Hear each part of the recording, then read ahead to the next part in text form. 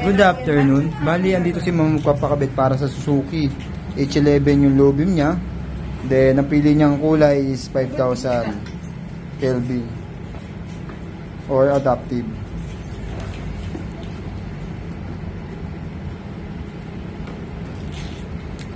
Then mamaya Ma'am, pag habang binubuksan natin yan, may papaliwanag na po konti para may alam tayo sa bulb Ma'am.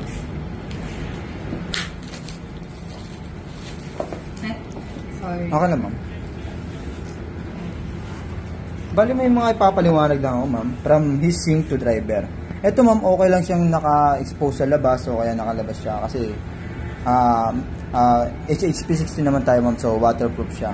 Wala tayong magiging problema kahit hindi mas man tayo o kaya madumihan man. Yun, kasi waterproof siya Ma'am. Tapos ang kaya ng wattage niya sa isang set namin is 40. So approximately per bulb 20 lang po.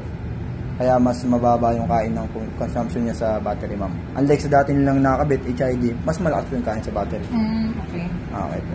Tapos mamaya Ma'am, bali nakita naman na yung side by side pero papakita namin ulit. Okay. Ma'am, thank you.